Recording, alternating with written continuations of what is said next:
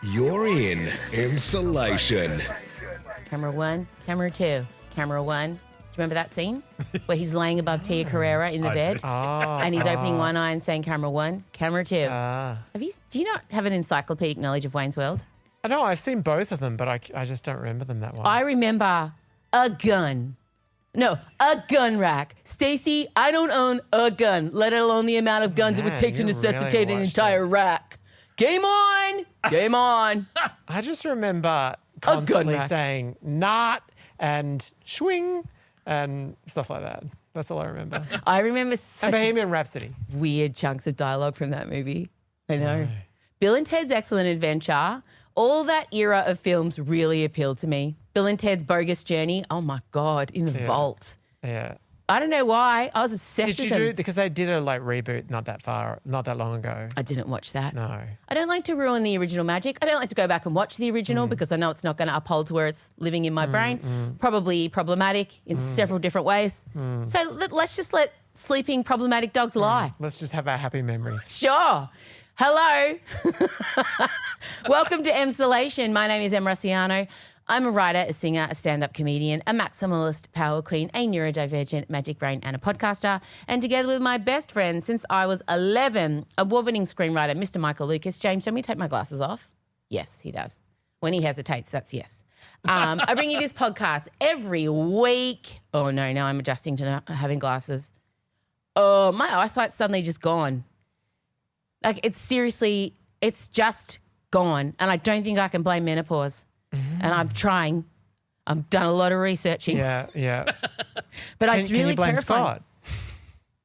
Possibly. Yeah, I'm sure there's I'll a way. look into that. Yeah. Thank you for being here this week. Thank you to everybody who's getting behind Rage Against the Vagine. You can still buy merch or you can tip us. We're going to get this thing made. Good news, I met 3 experts at the All About Women conference that I was a part of. I kept calling it What Women Want, which is the Rene Russo, Mel Gibson movie. It also makes me think of Christina Aguilera's song, even though that was just what a girl wants. Yeah, not the same. all of those things, not the same. No. But I was a part of a panel over the weekend, and the lady who was moderating the panel was like, and this is PhD, multiple studies, and this woman has started a foundation, and this woman has the only menopause, and here's Em Rossiano. I was like, why am I here? But it was really interesting. And so one of them's a really respected researcher, Dr. Susan Davies. And it was they were incredible. And Dr. Fatima, who she has the only menopause centre in the country.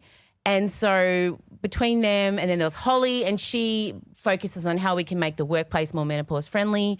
So I'm going to get all 3 of them on Rage Against the Vagine. I did mention it at the Opera House to the nearly sold out crowd, and they were all cheering and yahooing. So it's happening. But it was a really interesting chat because Dr. Susan, who is, I would say, mid-60s, short grey hair, snappy dresser, as my mum would say, and very anti all the latest kind of menopause influences that are kind of rising up on Instagram and TikTok. Kristen Chenoweth. No, actual challenging other doctors, other researchers, basically accusing them of kind of, simplifying and glamorizing and monetizing certain aspects of perimenopause and menopause. She also objects to the term perimenopause. She just thinks, it can all come under the banner of hormonal imbalances that occur at a certain time of life. But because there's no markers and because we're such a tough group to study, she was interjecting and she kept saying, I've done a study on that. I did a study on that in the early 90s. It was so great. And my goal became to win Dr. Susan over. Did you succeed? I did. It took me nearly the whole hour. Like there was a countdown clock on. It was like I was in a reality TV show. Yeah. Win Dr. Susan over. Yeah. And I turned my whole body to her every time she talked, and I started noticing the things she nodded at. Yeah. And so whenever I'd get asked a question, I would say things like, you've got to help women make time for themselves. Oh, and Dr. Susan was loving it. Yeah. And she was like throwing shade at every other panelist. She was so grumpy and over it, except me. Oh, but pray tell, so she doesn't like the term perimenopause. What would she prefer to? She just says it's this time, and it's the hormonal shift that happens to a woman at a certain age, and all of it occurs, together, and it's just because it's so hard to isolate perimenopause and menopause because of the nature of hormones, they fluctuate. And she said, this is all a part of life, of the reproductive life that matters, and all of it needs to be studied and all of it needs to be compared, and one's not worse than the other. And there's also postmenopausal women. And she said not every woman suffers and every woman goes through it in a different way.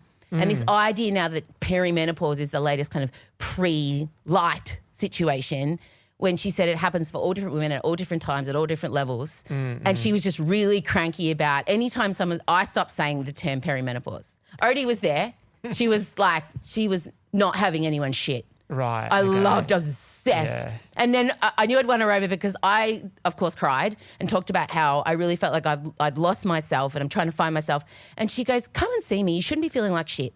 Come and see me at the clinic next week. Like, I'm there. Yeah. I'm so excited I'm going to see her. I kept calling her Janet. It's not her name, but she looks like a Janet. And when my mind decides your brain, even if it's not on your birth certificate, your name, it's right, over. So You're just going to rock up and say, make me feel better, Janet. Dr. Janet Susan, I call her in my mind. Oh. Did I say Janet on stage at all? Odie says she doesn't think so. That's Thank God. So all that to say, thank you very much to everybody putting in for the podcast. We'll be able to start pre-production soon, which I'm very excited about. Speaking of projects, I forgot to mention on the podcast last week that I'm writing a book. Well, you've had a few big announcements of projects. There's still plenty of time. I feel like the ship has not sailed on this announcement. Blood, Sweat and Glitter, I found out via the press release, is due to come out October this year.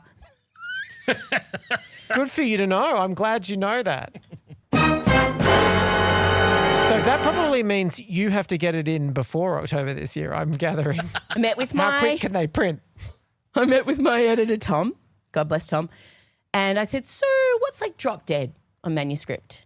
He said April. I said April as in 3 weeks away, April, or a different April I'm unaware of? April is in July. April as in September, the 30th. Yeah.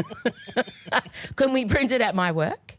Yep. So I am technically at the end of chapter 4. And by that, I mean, I've solidly written 1 and 2 and have dot points for 3 and 4. Okay. Sure. So basically, I'm at chapter 5. You're in Perry chapter 4. But the thing with this book, and we're shooting the cover next week too. So it's that's important. In classic. That's absolute. That's not cart before horse. That is classic Graciano form. We have the title. We're going to have the images. Do we have the content? Not as yet. It's all there.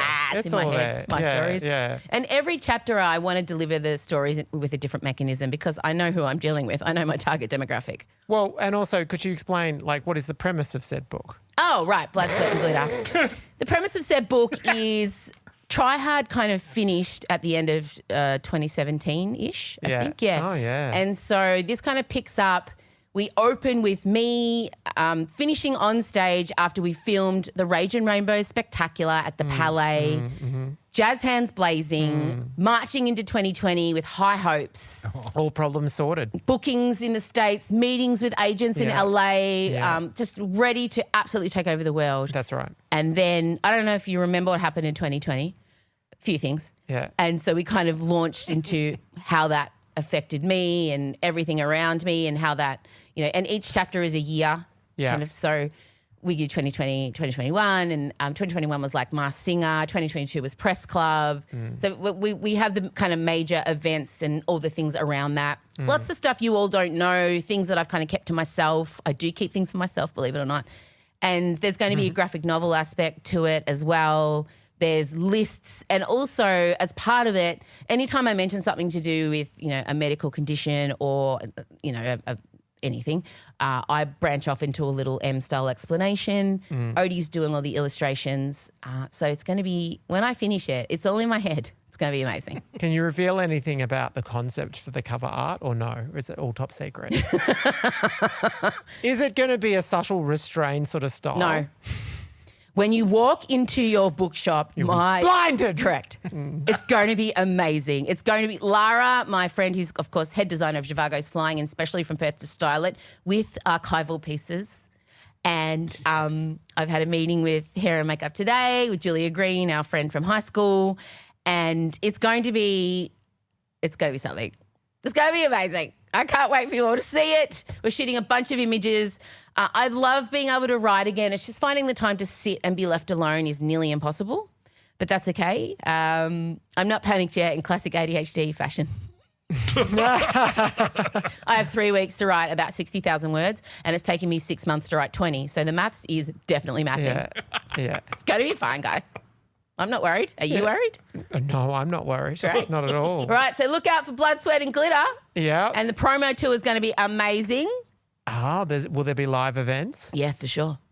I want all the Emsolators. Are we talking about sort of a bookshop sort of a vibe? Or are we talking, we're talking theatres, or we're talking... Theatres with probably a sing-along.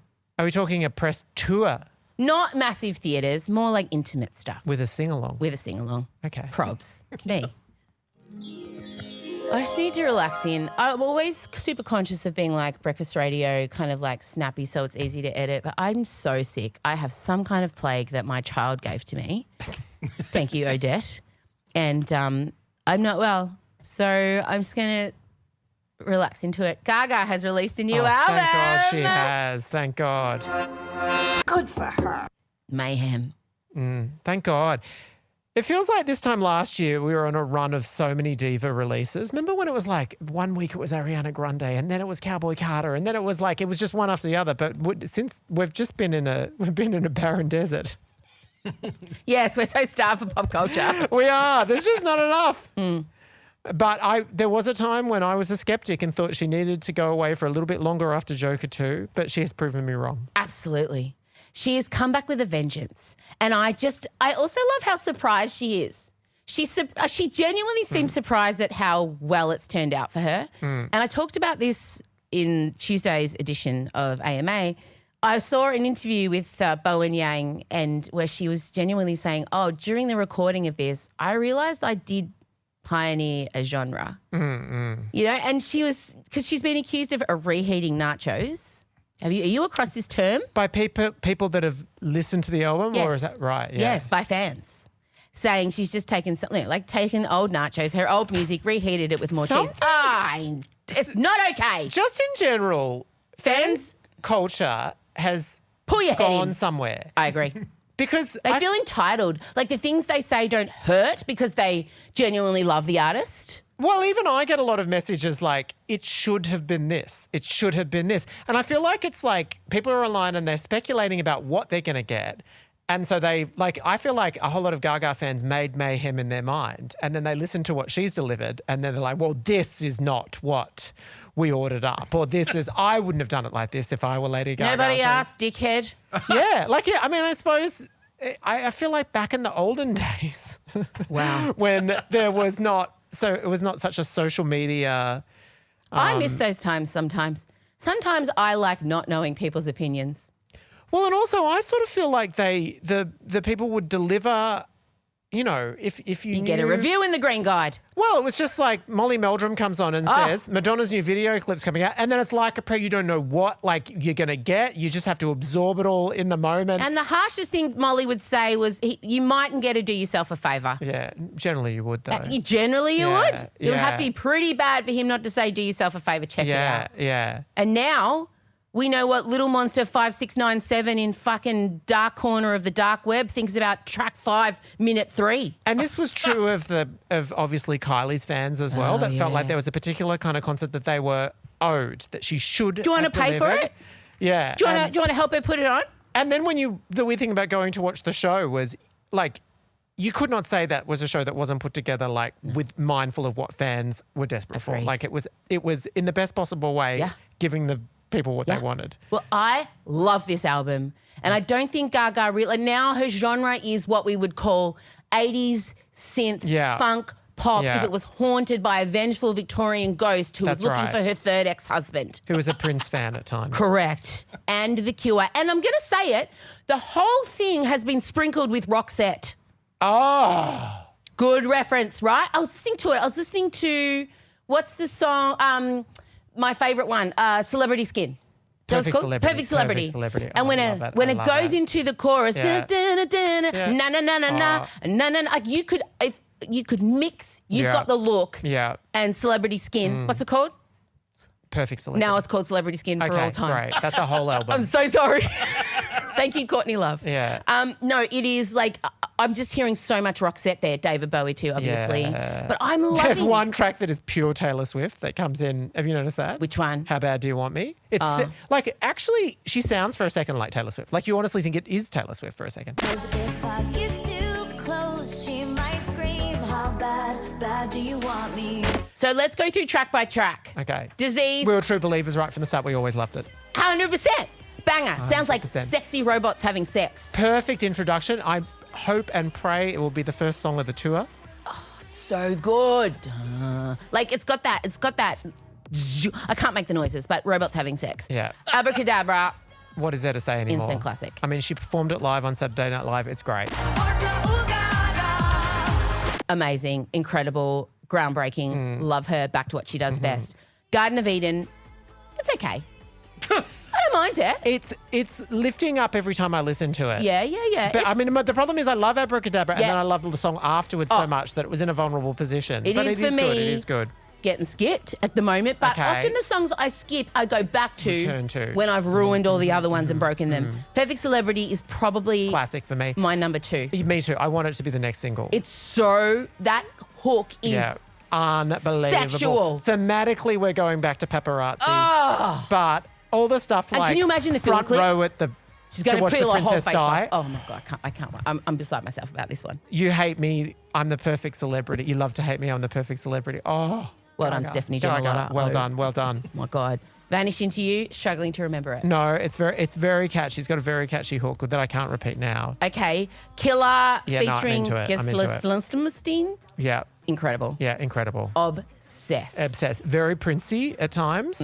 Extremely Prince, I which I knew. thought a bit David Bowie fashion as Yeah. well. Yes, agreed. A lot of David Bowie in that. A lot of Zombie Boy, love it. For Obsessed. me, number 3. It's my number Yeah, 3 agreed, favorite. agreed. Absolutely love it. Agreed. Love Drug. Okay. Yeah, it's Okay. good. It's a vintage Gaga sound. How Bad Do You Want Me? I swear that's the Taylor. It's the Taylor Swift song, but it's also got some 80s. It's got an 80s sample in there, but it's very 1989. Okay, sure. Don't Call Tonight. I love it. You Number love 4 it. for me. You want to sing it to your husband? Track 4 for me. I mean, Okay, yeah. out of Yeah. Shadow of a Man, number 1. Love it. Wow. Love it. Love Wow, Shadow of a Man. wow. I mean, Disease Abracadabra, they're like Yeah. top. Yeah. But if I had to pick up the songs I hadn't heard before, I've gone back to Shadow of a Man so many times. Yeah. Then I could take or leave the last 3. Now, I do have a Gaga conspiracy theory. Well, she needed a lubricant. That's right. She needed a courtesy finger. She's like, hang Yeah. on a second. The Beast and Blade of Glass are the courtesy fingers for Die With a Yes, Smile. and it makes and I do have to credit her for this because the Beast very much taps in thematically to everything because it's like at the stroke of midnight, blah, blah, blah, blah. Yeah. You turn into a werewolf or something like that. But it is like a slower, we're getting into ballad. Blade of Grass is purely like it's about she wants a partner to propose to her with a blade of grass if he doesn't have a ring or whatever. And so now we're just in full ballad. And then, so by the time you get to Die With a Smile, it feels smooth. But I wonder whether they were put there. Look, Album could have Fine. ended on Shadow of a Man. Honestly, for me. For me, I still love it. I love it. Have you exercised to it?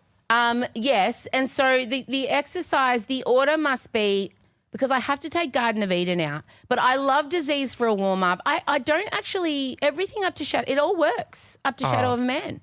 Totally. Yeah. Totally. You can play it through. There's no skip and yeah.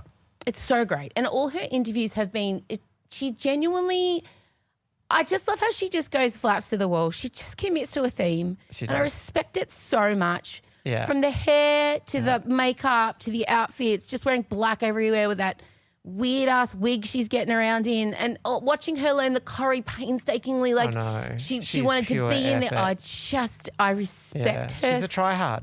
She is the biggest fucking tryhard. And you She's the say that- eldest daughter of an Italian immigrant. You literally wrote the book on it. I love her so much. I relate to her more than I relate to Beyonce. Oh, absolutely. You know, I feel like she would be our friend. Yeah. I am campaigning so hard with Universal Music at the moment to get an interview with her. Yeah. Because she was on fucking Will and Woody last week. I don't even know what that is. Exactly. The Drive show on one Oh, radio it'd be network. explosive if you and her were imagine? together. Also, at the end of the day, she can write a pop hook. Fucking oath.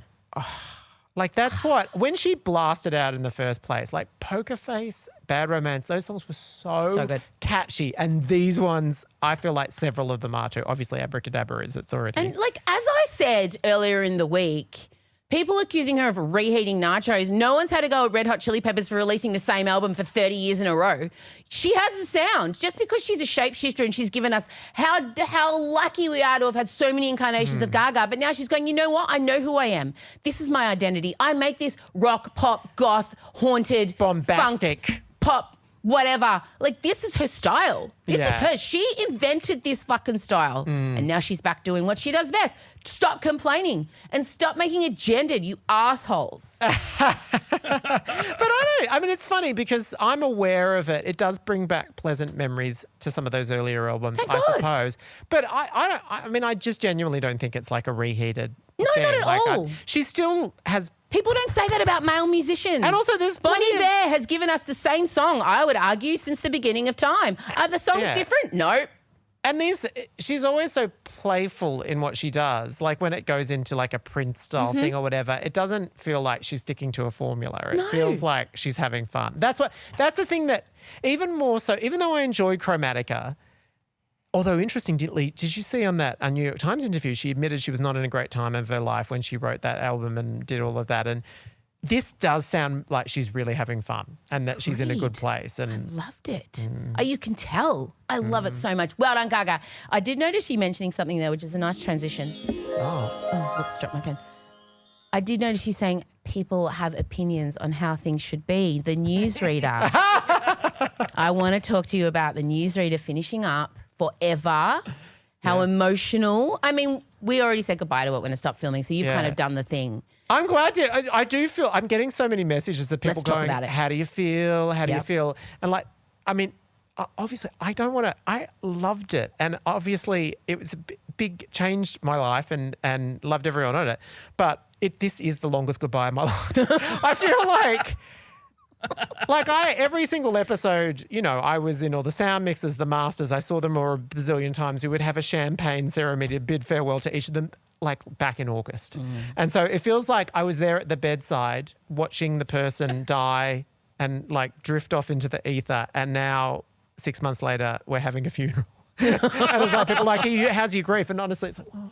I know that's what everyone's been asking me. Oh, you know, did you see Michael? He's okay. And I was like, no, I was with him last August when it ended. I know, yeah. And also because... Like, am I a bad friend? Actually, I had a moment on Sunday where I'm like, should I be with him? No. I think the thing is as well, it's when you part from all the people is the thing. It's not so much The show. when it goes out. I mean, I suppose every single other time a season of it's gone out, I've been in the midst of writing another season, which obviously I'm not now. So, I mean, it's not the same. And I don't want to sound like I'm emotionless about it, but honestly, I'm emotionless about it. I'm fine. But I want to know, have you gotten feedback on the last episode? Like, have people said to you they wanted a different heard ending? everything. Tell me, what have they said? What did they want? Oh, no. Oh God, I could tell, I have had, I mean, but this is Tell just me. what it's like when things I go out didn't into know. the masses. And you make yourself... You are of a new breed of writers that are now accessible to the public, because 20 years ago, people would not have even known the name of a writer in a TV show. Do you know what I mean? Like, you would honestly think, oh, the actors wrote it, or they're making it up on the spot. You know, when you're little, you don't think about it. But now everybody knows the writers are almost as famous as the people in the shows now. So now they can access you and give you unsolicited notes. I mean, yes, I could probably give you a top 10 of all the main criticisms. I have to say, overwhelming though. Give them to me. It's Give been them to me. amazing. I love a top 10. Go. Number 10. Oh, look, I do have to genuinely say, like, that mostly I've got messages from people saying it was their favourite season. That's absolutely It's the amazing. main It's a thing. masterpiece. It's fantastic. But, we all know this. It's Gaga's Mayhem. Okay. Oh, yeah, like the biggest one, like the biggest sort of consensus criticism, I guess, would be, oh, we loved Helen's trajectory and we hate Dale's trajectory. But that's, I mean, like, Sure. obviously, because you want the characters to be happy and she gets happier and he, like, completely bombs out. But it's realistic. It's of the time. Yeah, I mean, but also in general, and this is true of all the shows. Helen was always the hero. All the shows that I write, like essentially, you know, obviously the audience is like, why can't they be happy? And you know, and there's also, I guess, because, you know, they're like, we keep the pedal to the metal right to the very end. And so there's also a sense of it's almost like we needed like an episode of like calm afterwards to just know that they're okay. Like I hear that a fair bit. Can you give us a 10 years time episode? What are they doing? I don't think things will be looking good for Dale 10 years time. Yeah. What else did they say? Like, you know, like, oh, there's a lot of like, he should have just been like, you know, opening up sexually with a man and like a sense of feeling cheated that he didn't have a healthy relationship with a man in that time. Like I'm aware of that. I mean, it's interesting because all these things, like, I'm like, oh, I know why you would feel that, but also that's just wasn't the story we were telling. It's very rare that there's like one that like, I'm like, you know, like that's a good point. And I wish we'd done it. Generally, it's kind of like, I get why you yearn for that, but also that was never going to happen. Get fucked. Well done. It's no mean feat. How exciting and amazing you are. Yes. There are things on the horizon for Michael. Don't worry. His career's not over. You say it like, I'm not working on anything now. You were working on several things. You just like... Oh, no, I'm not working on You're bubbling, you're developing. Yeah. I'm working on several things, yeah. Yes, you are working on and several also, things. I have to say, it is like really joyful to like pick your ending, like, you know, and you know, do it the way you want and just have it feel complete and have it feel that was the statement, that was it, and to not feel like, because we're all in consensus about it, everyone that worked on it, I know that there's not going to be surprise, there is a sort of an additional season. And Absolutely this is an not. experience that I have been through. Yes. So... Woo! Where's my shade button? No, I mean, that's just the reality of TV. Oh, spring. Now, look, before we go and head into the sealed section where we will be discussing this week's batch of Spicy Sunday low-stakes hot takes where there has been, quite frankly, some outrageous opinions, which we love. I will be passionately defending Frozen 2 as the superior Frozen movie. Michael will be taking on Grease 2. We also will discuss the perfect way to layer a taco. My way is correct. I set the cat amongst the pigeons there. So many opinions to get to. So, sorry, Odette. It is correct. I did say we could do a whole episode just on how to stuck a taco. I do. I have to say, I did see this thread. And you, and this is not a surprise at all, have such a talent for generating spicy opinions that you know. Like, and because you were like bombing people with like, it was just like boom. And the diversity of topics. It's like, there's no topic in the world that you can't look at it and go, I'm just going to say that the thing that will agitate. And It's quite a skill.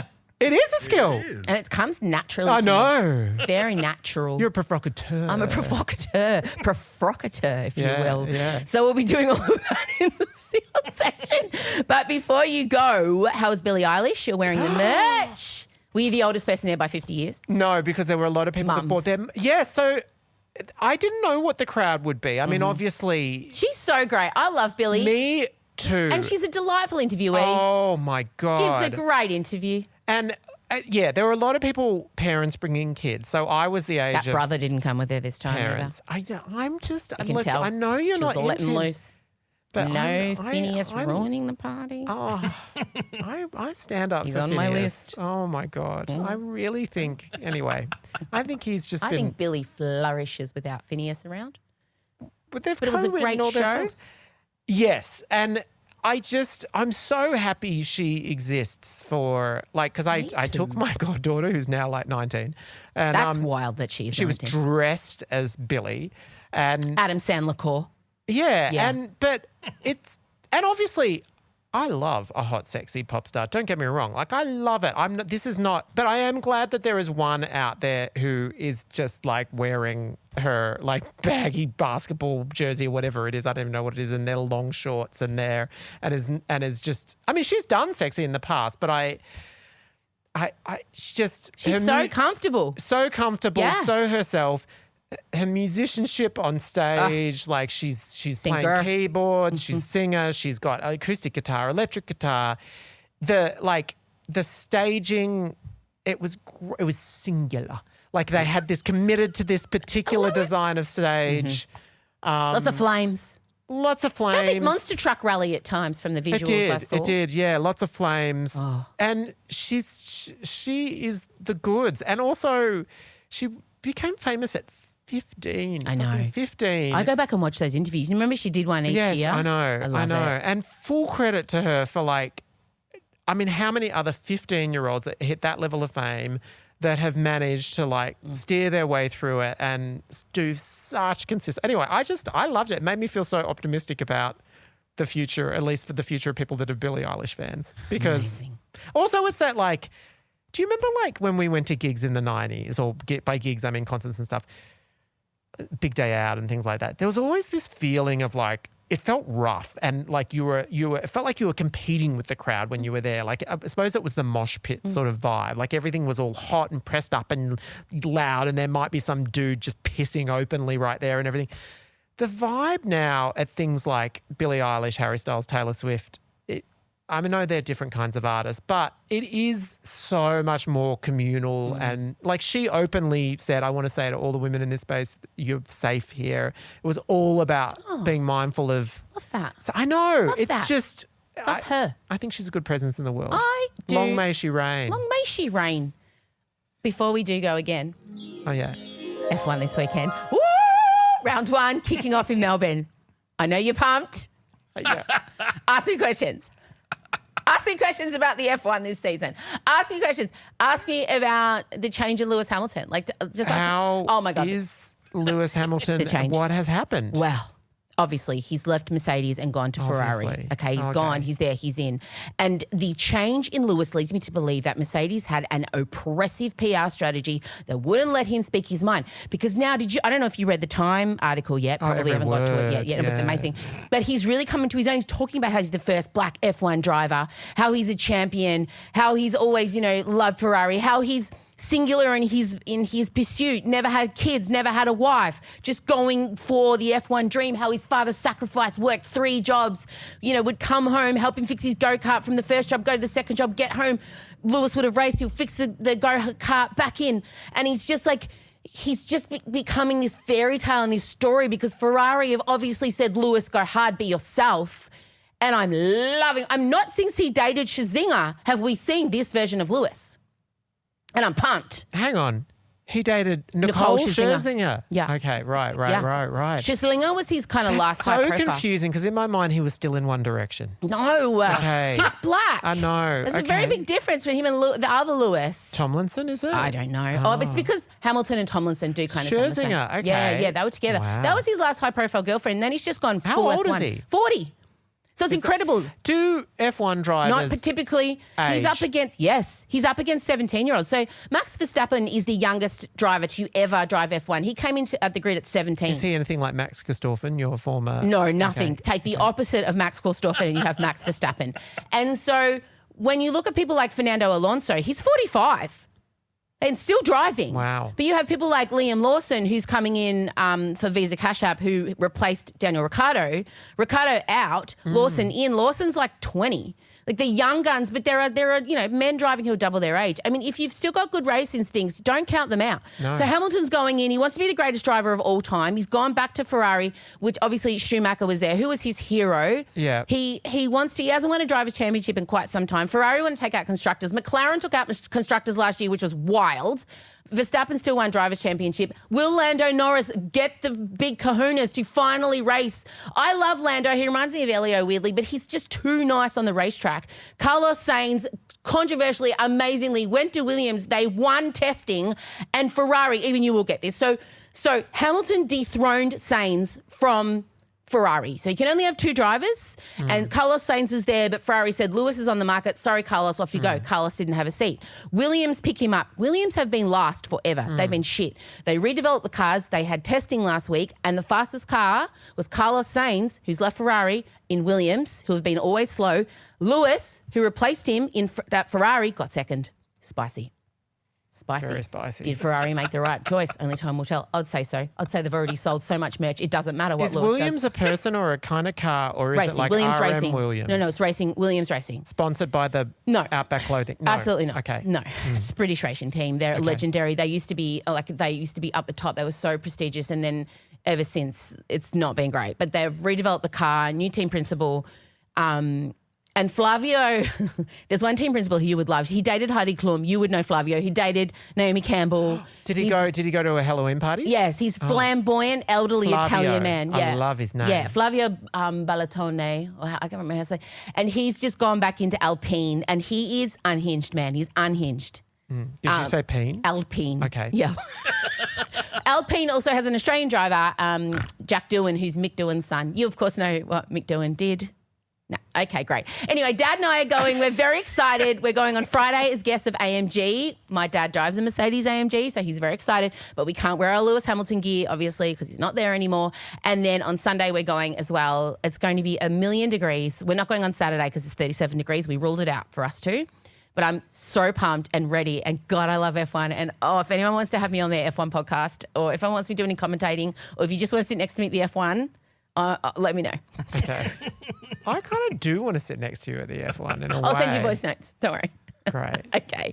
All right, we're moving into the sealed section now, where I will be arguing that Frozen 2 is the superior Frozen. If you want to have a listen, you have to be an Emsolation Extra subscriber, and you need to go to Emsolation.supercast.com. That's right. Oh, also, don't forget, Emsolators, before you go, please, go to our Instagram, interact with all our posts. The best thing you can do now is save it and send it. That ranks higher than anything else.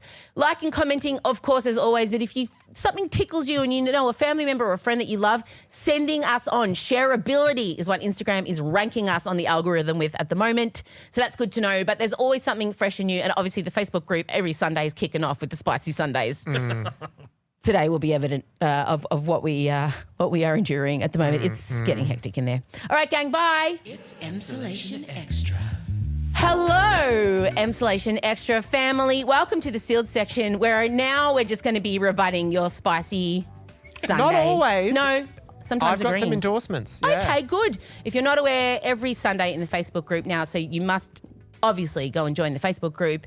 We will be giving you the opportunity to argue your low stakes hot takes. And my goodness, I decided on Sunday I chose violence, and I decided to go in after clearly stating I would be staying out of it. I went in and dropped a few bombs. Yeah. I noticed one, and then there was another, then there was another, then there was another. Yeah. So multi-genre. Oh no, I like to kind of steer people. I think when I drop the bombs, it gives people permission to a license. Correct. Yeah. And then so they get the flavour, the taste, the vibes of where we're heading. Has anyone agitated you to the point that you are not agitated you because you love it, obviously, but has anyone triggered in you a response to equal the Beyonce's overrated response?